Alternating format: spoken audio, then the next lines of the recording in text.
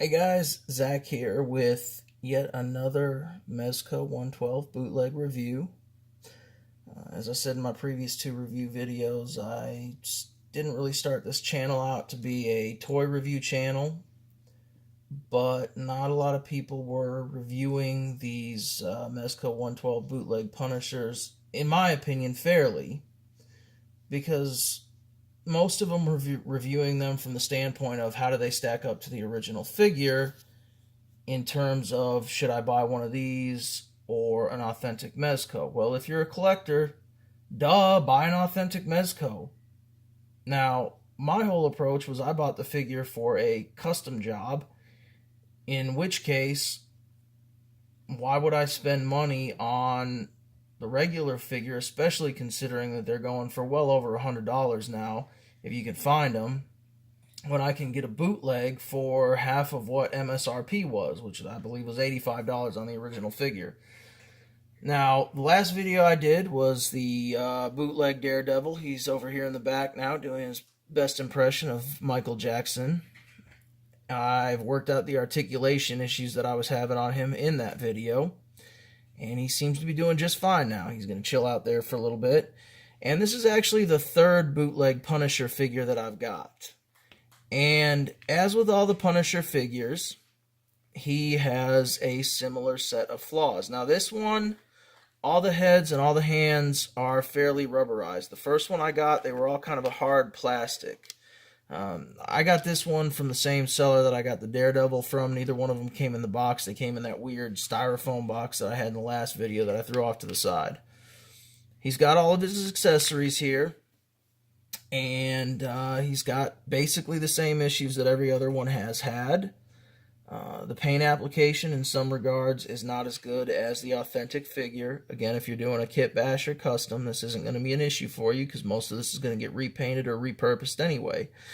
This one, actually, the third one, I think is probably the best paint application. I didn't pull out my previous exclusive Punisher. He came with the same heads, but all three of the heads actually have the paint applied pretty darn well to them. This is the Angry Frank. I put the beat up Frank face for this one, because I'm going to beat this figure up a little bit in my review. Other than that, unlike the first figure where there was only a couple of the hands that didn't go on, every single one of these suffered from the same problem. They had a little bit too much flash overmolding in there that I had to carve out with an X-Acto knife. Now that's not really a big issue other than the two fist hands that he came on. None of the other hands fit on properly, and I had to just basically stick the X-Acto in there, carve a little bit out.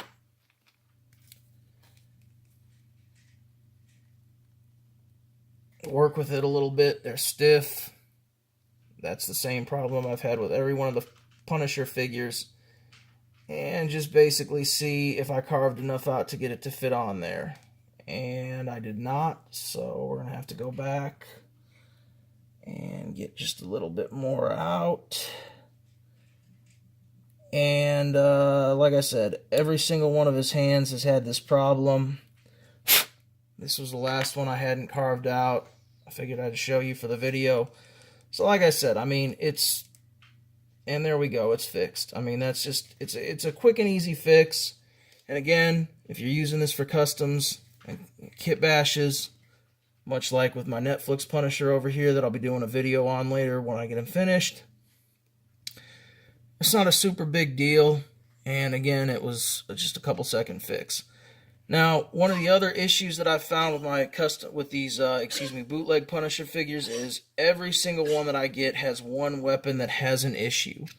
Now, each of the weapons comes with their removable magazines. The bullets are painted in. All three of them that I've gotten so far, the MP5 has been molded just fine. Now, this one, they didn't drill the hole for the flash accessory to go into, and they left a little bit of overmolding flash on here that just kind of breaks right off. It's not really a big deal to clean that up, but it's actually put together like it's supposed to be. You can't see the glue seams. The magazines go in and out like they're supposed to. and they stay in place. And Frank can hold it just fine.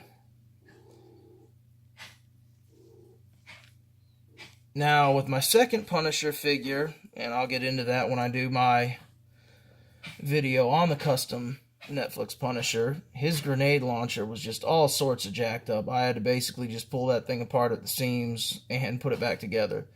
This one just works like it's supposed to. Little grenades come out. Limit. There we go. It's put together properly. Looks fine. It's a little wonky. I probably take it apart at the seams, re-glue it.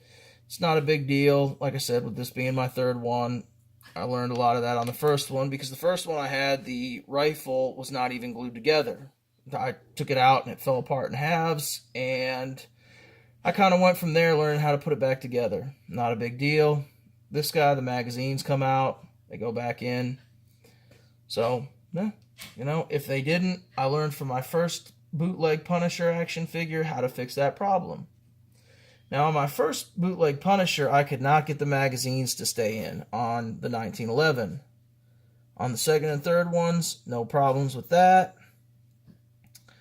On the first one, all I did was I put just a little bit of Loctite on there, let it harden and sit.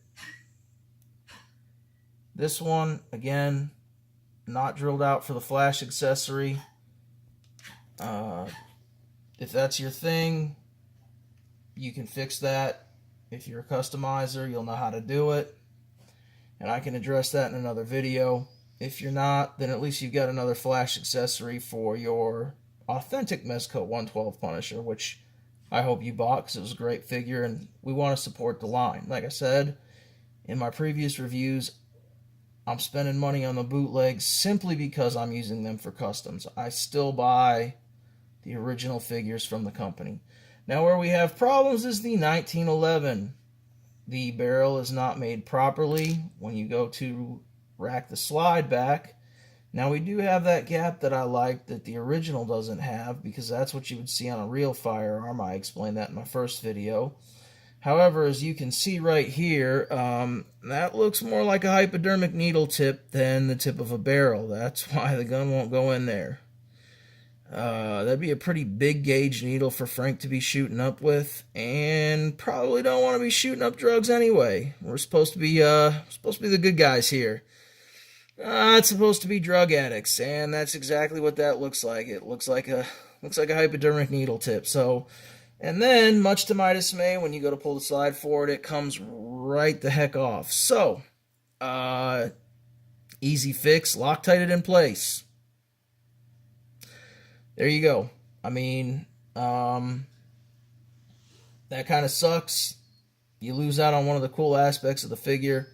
However, and again, I'll explain this in my other video, I had to do that for Joe's 1911 here, because in the series, this is actually based off of a Colt Series 80 that you saw in the Thomas Jane movie. It was two-tone. It's got a compensator with a 6-inch barrel. Standard 1911 has a 5-inch barrel, and this is based off of the Colt Series 80. I believe it was the Gold Cup Match Edition that had been heavily customized for the Thomas Jane film. So, in the actual series, Joe Bernthal carries a much more marine-appropriate Kimber Warrior 1911, and in order to make that, I had to cut the compensator off, get it down to its normal length. I had to use some green stuff, and I don't know if you can see it in the video really well, but I had to add some green stuff on there to make the rail for it, and it has what we call in the Marine Corps gunner grips. They're basically just a specific style of G10 material, 1911 grips, painted a dark brown, and so I painted the grip area brown to match that, and I've painted over the silver, and now it looks like a Kimber Warrior. In order to do that, I had to glue the frame to the slide, because once you cut that off, you lose enough material to make it reciprocate. So I kind of lost that option. However, I was still able to drill out the barrel, so you can still get the muzzle flash effect from the gun. Okay, I say that. With the muzzle flash effect that came with Joe's Punisher figure, it goes in there. This one appears to have been made with a piece of wire that is too large for the hole in the weapon. So anyway, I did drill out the tip. I'll show you that in another video.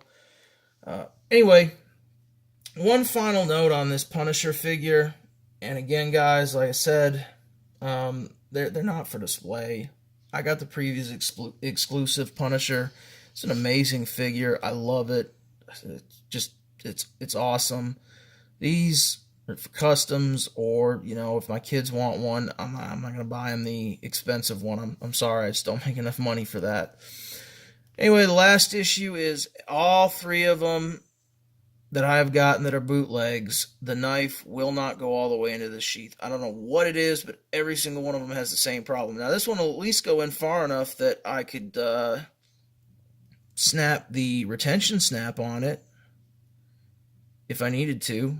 However, that being said, the retention snap, as with all three of them, is not molded to the point where it will actually snap in. It's just a little nub there, and it doesn't have the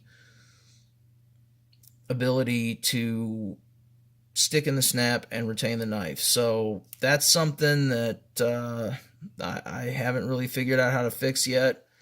Fortunately, so far I have not used the belt that came with this figure for anything other than taking the pouches off and remaking it out of leather and just adding the pouches to something or nylon. So it hasn't been a huge issue for me, but it seems like every single one of these comes with a sheath that is crap and the knife won't go in. Anyway, that is my second bootleg Punisher review. And the third bootleg Punisher that I've bought. Overall, I'm happy with the quality of the figures, but that's because I can fix all the issues with them and I'm using them for customs. If I wasn't, then I would have to say that probably the most quality bootleg that I've got so far out of the Mezco 112 bootlegs would be Mr. Daredevil over here. That's my video. I appreciate you guys watching it. If you like it, please like, share, subscribe. I also have a Facebook page, 10 Star Toys, where I go a lot more in depth on the custom work that I do with these figures. I post a lot of pictures up there. If you'll check that out, like it, and follow it, I would appreciate that as well. Thank you very much for supporting my channel and my hobby. Hopefully these videos encourage you to get into this hobby if you're not into it, and maybe provide you some inspiration if you're into it, and you can see me make mistakes and know that not everybody on YouTube is perfect, and you don't have to be perfect to enjoy this hobby. And like I said, I'm hoping that encourages you to get into it, because it's extremely enjoyable, and the more people we have doing it, the more fun it is. Give a shout out to Articulated Comic Book Art.